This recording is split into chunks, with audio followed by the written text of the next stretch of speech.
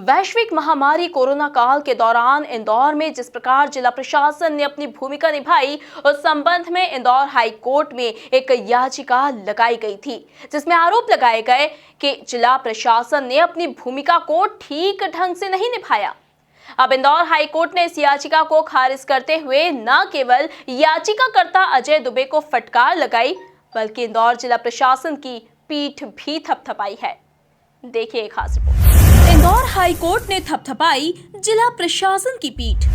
Corona काल में विपरीत हालातों में निभाई थी जिम्मेदारी। खारिज हुई आरटीआई कार्यकर्ता की याचिका।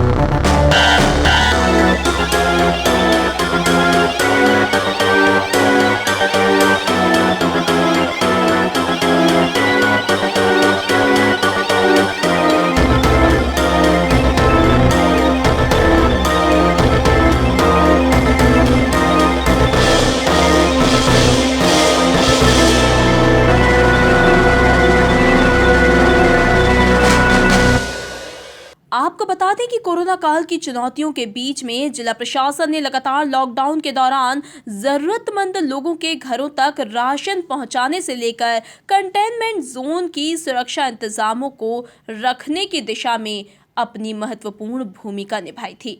इंदौर कलेक्टर मनीष सिंह ने इस दौरान व्यवस्थाओं को बनाए रखने के लिए काफी प्रयास भी किए थे। नहीं, ये तो बहुत गंभीर मामला था। एक्चुअली कोर्ट ने बहुत इसमें स्ट्रिक्ट ऑब्जर्वेशंस कोर्ट ने दिए हैं कि एक केंद्र सरकार के अपर सचिव स्तर के अधिकारी जो सीनियर आईएएस ऑफिसर रहते हैं और उनकी फौज सिग्नेचर फर्जी दस्तावेज तैयार किए, फर्जी सिग्नेचर उनकी बनाई, जिसपे कि जब हम लोगों को ये पटिशन लगी और पीआई लगी और हम लोगों को कॉपी आई तो हम लोगों ने उनको लिख के भेजा कि ये रिपोर्ट की सत्यता के बारे में। तो उन्होंने बड़ा क्लियर बोला कि ना रिपोर्ट हम लोगों ने पेश की, रिपोर्ट भी पूरी फॉल्स है ये और हस्ताक्षर भी फर्जी बनाए गए हैं। तो डेफिनेटली ऑन एफिडेविट जो पीआईएल अजय दुबे ने लगाई थी इसमें, तो डेफिनेटली ऑन एफिडेविट थी पूरी वो, और वो बहुत गंभीर अपराध बनता है ये।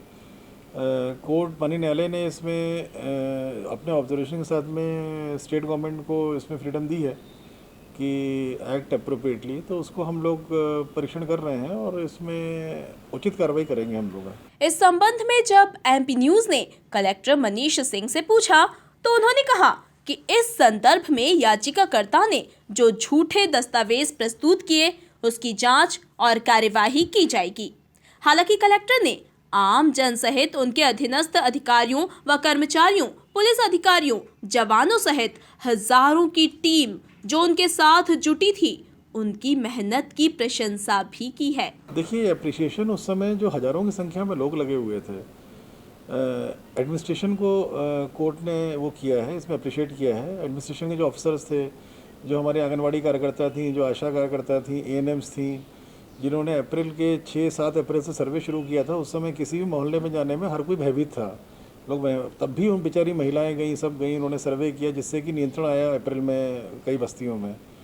तो ये सब जो कोर्ट ने जो एक वर्ड ऑफ एप्रिसिएशन और दिखा है, तो ये उन सब के सम्मान में है कि जिन लोगों ने मेहनत की और साथ में मीडिया वालों ने जो उस समय मेहनत की और जो प्रशासन जो चाह रहा था उसको पब्लिक तक पहुंचाया। बहुत बड़ी बात थी वो, क्योंकि उस समय अखबार नहीं थे, प्रिंट मीडिया नहीं था, सब बंद पड़ा हुआ था। तो ऐसे समय में इलेक्ट्रॉनिक मीडिया के माध्यम से ही जनता को संदेश पहुँचाए जा रहे थे कि आगे प्रशासन क्या चल रही है, क्या स्थिति है।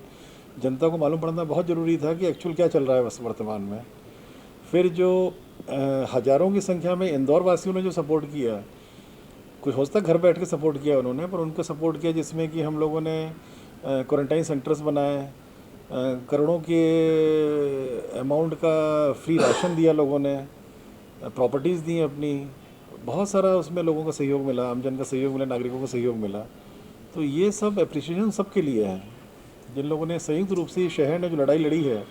जनप्रतिनिधियों की टीमों ने बहुत काम किया। जब फ्री राशन इकट्ठा होता था यहाँ के समाज सेवियों के माध्यम से, जागरूक नागरिकों के माध्यम से, तो ये जनप्रतिनिधियों की टीम थी जो इसको बांटा करती थी फील्ड में।